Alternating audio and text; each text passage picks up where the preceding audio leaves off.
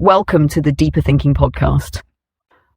The world we live in is no longer defined by progress, but by survival. Capitalism, once an engine of expansion and innovation, is no longer about building markets. It is about controlling access. The financial crashes, climate disasters, and technological shifts we once thought were temporary crises are now becoming permanent conditions. What happens when capitalism no longer offers opportunity, but merely decides who gets to survive and who is left outside the gates? Today's episode explores the final transformation of capitalism, not into collapse, but into a system that no longer even pretends to serve the majority. As financial institutions retreat from climate risk zones, as private cities and corporate-controlled infrastructures rise, as surveillance replaces governance, we ask, is capitalism's last phase one of reinvention or one of total exclusion? Can a system built on infinite growth adapt to a world with finite limits? What happens when work is no longer necessary, but control is? And if capitalism does not collapse but simply withdraws, where does that leave the rest of us? To explore more about the concepts and thinkers discussed, including Karl Marx's theory of crisis, Michel Foucault's ideas on control, and Naomi Klein's analysis of disaster capitalism, please go to the description where you'll find a link to the episode webpage, including additional reading, resources, and recommendations. The world is restless. Every system we inhabit, political, economic, technological, seems to be both expanding and unraveling at once. The forces shaping our lives feel beyond our control, yet they are not without structure. Beneath the chaos, there are patterns, movements, and contradictions that propel history forward. Two thinkers, Georg Wilhelm Friedrich Hegel and Karl Marx, sought to understand this movement, to decode the logic of history itself. Their ideas have not only explained revolutions, but have also fueled them. Their visions of progress have been invoked to justify both freedom and control. Whether we recognize it or not, we are living in the world they theorized. History moves through conflict, not by chance, but by necessity. Every dominant system, every ideology, every political structure carries within it the contradictions that will one day challenge and reshape it. Hegel saw this as the essence of history, a process of unfolding tensions where ideas collide and synthesize into new forms. To him, the world was not a collection of static entities, but a dialectical movement, a dynamic evolution toward greater self-awareness and freedom. This was not an easy or smooth progression. It was driven by struggle, by moments of rupture that forced transformation. At the core of this movement was Geist, a concept that resists direct translation. It is mind, it is spirit, it is the collective intelligence of humanity evolving through time. Geist manifests in art, religion, philosophy, politics, each stage of history revealing a deeper level of human understanding. Ancient societies, Hegel argued, were marked by a natural unity, where individuals saw themselves as part of a greater whole. But as human consciousness developed, that unity fractured. Individualism emerged, leading to new freedoms, but also new conflicts.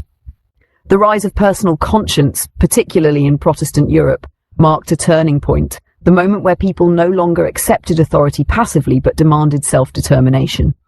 This, in Hegel's view, was both progress and crisis, a necessary contradiction that history would have to resolve. The dialectic does not merely describe change, it explains why change happens. The French Revolution, for example, was not an accident, but an inevitable collision between an outdated aristocratic order and the rising demand for political equality. But revolutions, Hegel warned, do not immediately create harmony. The destruction of the old does not mean the new is immediately stable.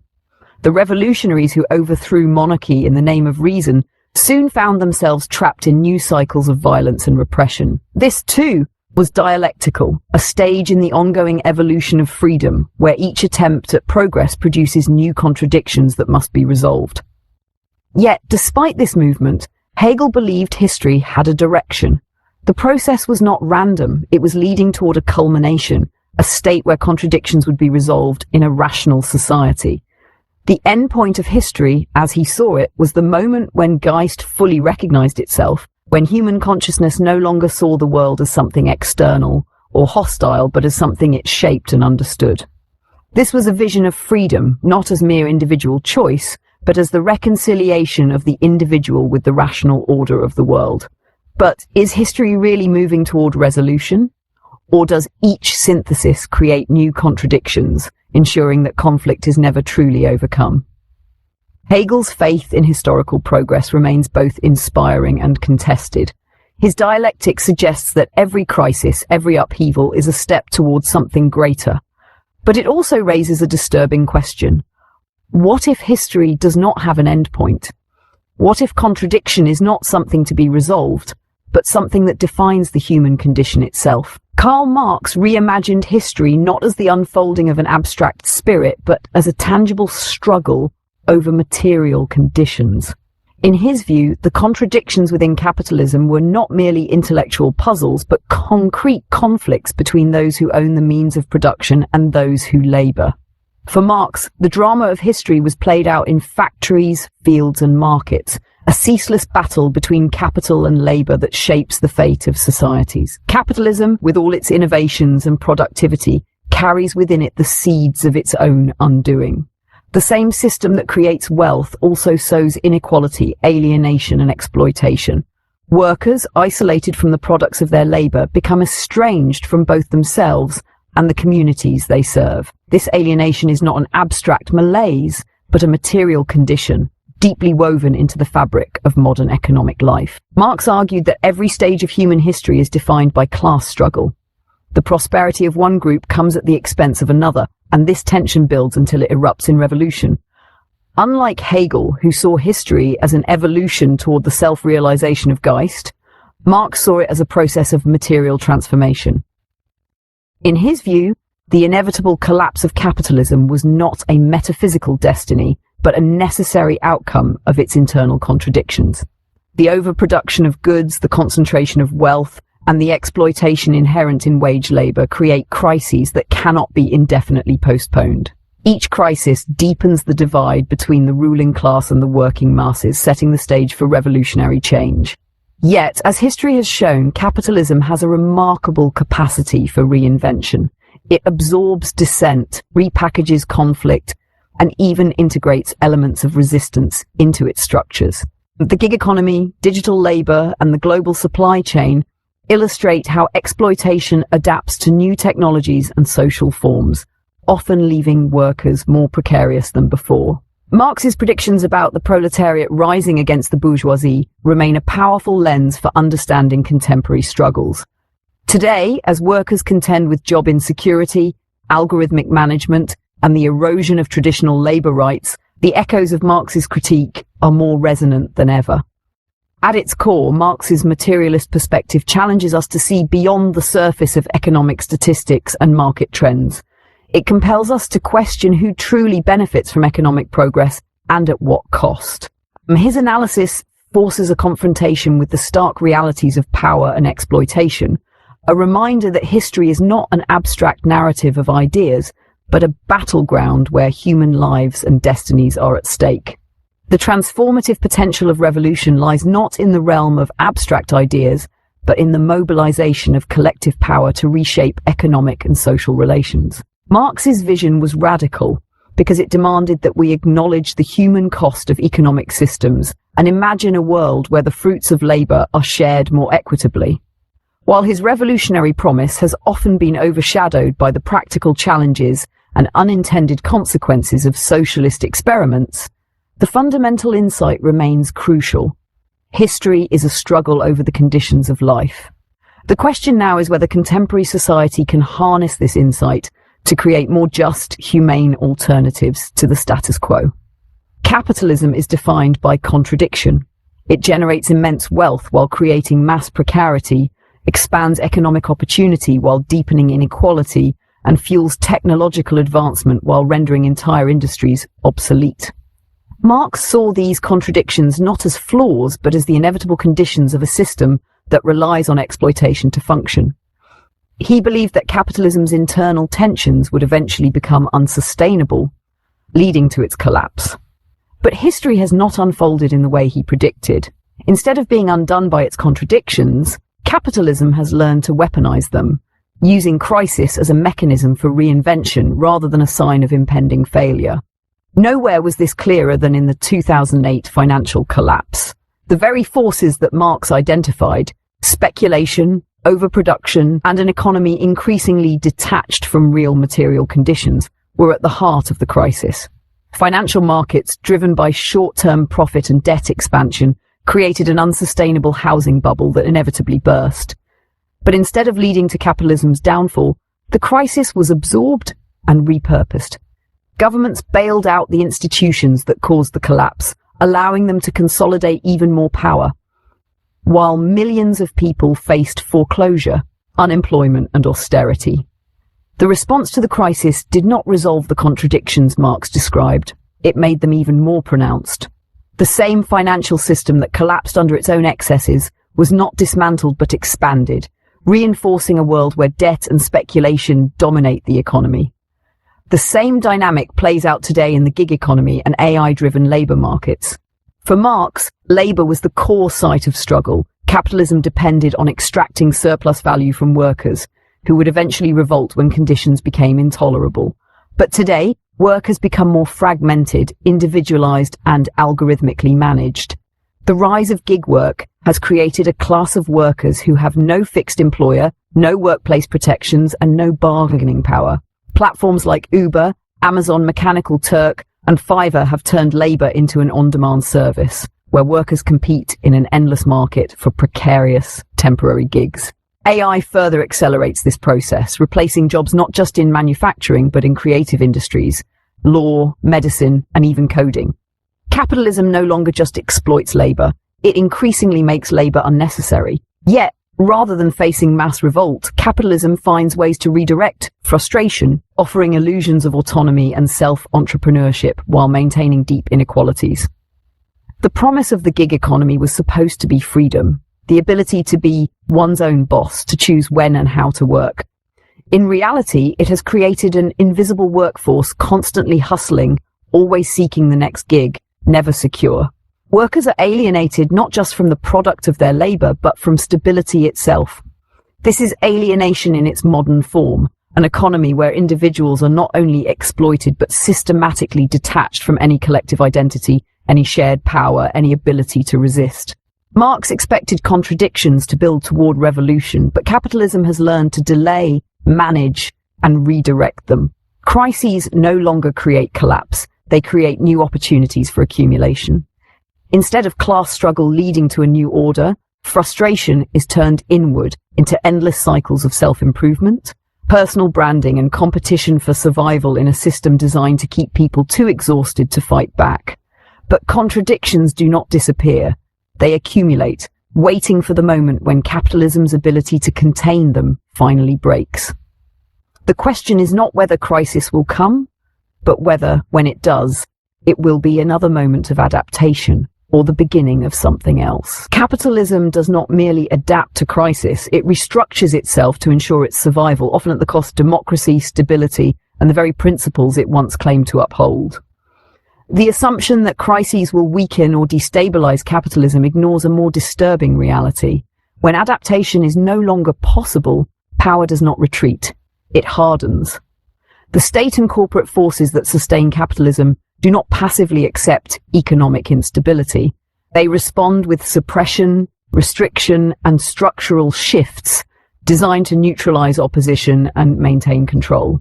The result is not collapse, but an increasingly authoritarian form of capitalism, where governance is shaped not by public will, but by the imperatives of capital itself. Historically, moments of systemic crisis have not led to the breakdown of dominant orders, but to their reinforcement through force. When feudal economies could no longer sustain themselves, they did not immediately give way to capitalism. First, they intensified repression, clinging to hierarchy through brute enforcement before finally giving way to transformation. The early 20th century showed how economic collapse could fuel the rise of fascism, where the state acted not as a neutral arbiter, but as a weaponized force defending capital against instability. The stagflation of the 1970s, rather than ending capitalism, triggered the birth of neoliberalism, where market deregulation and financialization replaced state-led economic models. In each case, power responded to crisis not with concession, but with restructuring, ensuring that the system endured, often in a more coercive form. Today, we are witnessing the emergence of a similar pattern. When economic inequality produces mass unrest, the response is not wealth redistribution, but the expansion of surveillance, militarized policing, and algorithmic governance. When financial instability threatens markets, governments do not dismantle the structures that caused the crisis. They bail out corporations while imposing austerity on the public. AI and automation, rather than being used to create a post-scarcity economy, are being deployed to eliminate jobs while increasing the control of digital capital over labor. The political system that once mediated between capital and the public is being hollowed out, replaced by a form of crisis governance that operates not through democratic negotiation, but through management, sustaining stability for markets rather than for people. Perhaps the most striking example of capitalism's hardening is its approach to climate change. The ecological crisis represents the most profound contradiction capitalism has ever faced, an economic system that requires endless growth colliding with the finite limits of the planet. But instead of responding with systemic reform, capitalism has pivoted toward green capitalism, where the very corporations that fueled ecological collapse now position themselves as saviors. Meanwhile, governments prepare for the consequences not through prevention, but through militarized border control, private security expansions, and disaster capitalism, where climate catastrophes become profit opportunities for the insurance, construction, and energy industries. This is the real trajectory of capitalism under crisis. When adaptation fails, force replaces flexibility. The result is not necessarily collapse, but an economic system that no longer even pretends to operate on democratic principles. Power does not surrender to crisis. It restructures itself in ways that make opposition increasingly difficult. If capitalism has learned to survive through transformation, the next stage will not be reinvention. It will be entrenchment, where the logic of the market fully eclipses the structures of democratic governance. The question is no longer just whether capitalism can survive, but what kind of capitalism will emerge from the crises to come. Will it be a system that still operates under the veneer of democracy, or will it shift into something more openly authoritarian, where the market is no longer even accountable to the illusion of public will? The dialectic never stops. It twists, adapts, mutates. Hegel believed that history was moving toward greater freedom, that contradictions would eventually resolve into a rational, harmonious society. Marx took that framework and made it material, arguing that history was not shaped by ideas alone, but by class struggle, by economic forces grinding against one another.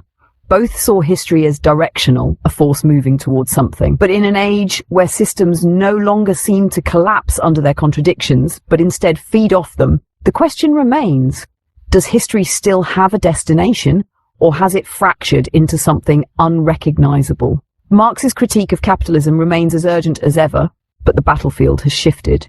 The working class he spoke of is no longer confined to factory floors.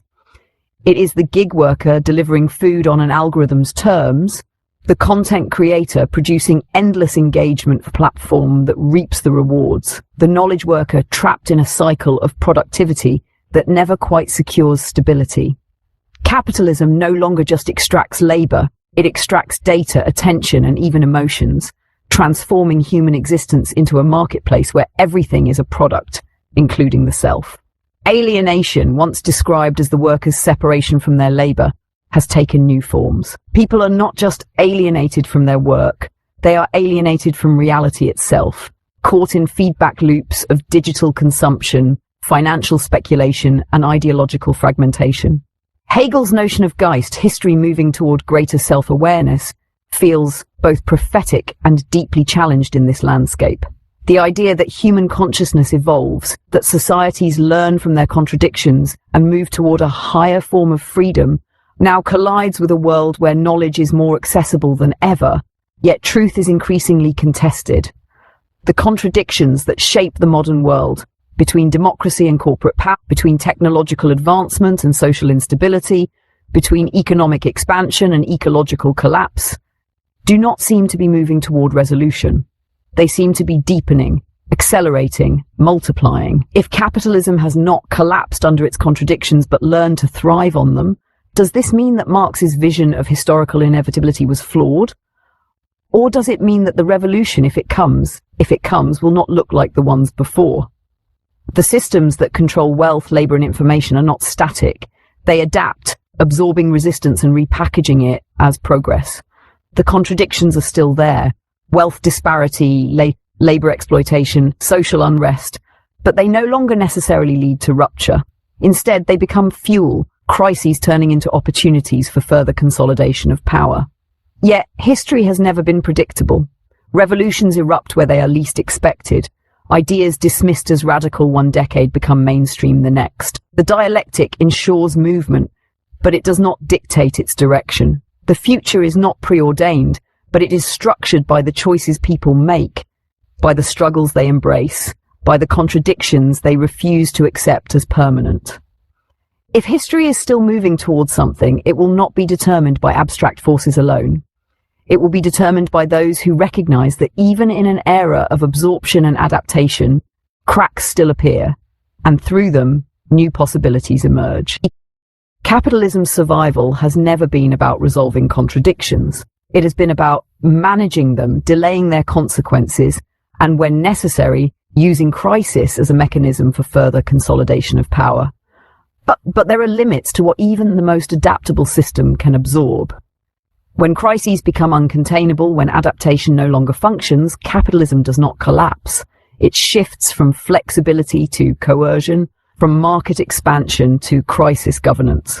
It does not attempt to solve its own contradictions, but instead restructures society around their permanence, ensuring that instability benefits those already in control. The assumption that capitalism will always reinvent itself ignores one crucial reality. Reinvention is only possible as long as the material conditions for expansion exist, and those conditions are now reaching their end. Nowhere is this more evident than in the intersection of climate collapse and financial instability. Two crises that are often discussed separately but are in reality inseparable.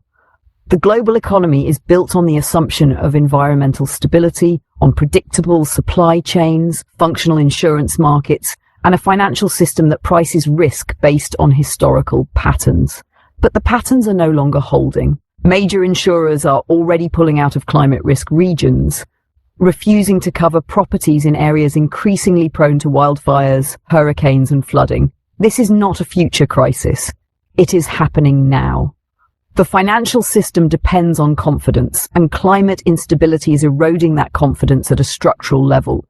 As disaster relief costs skyrocket, as food and water supplies become erratic, and as forced migration accelerates, governments will not be able to absorb the shocks indefinitely.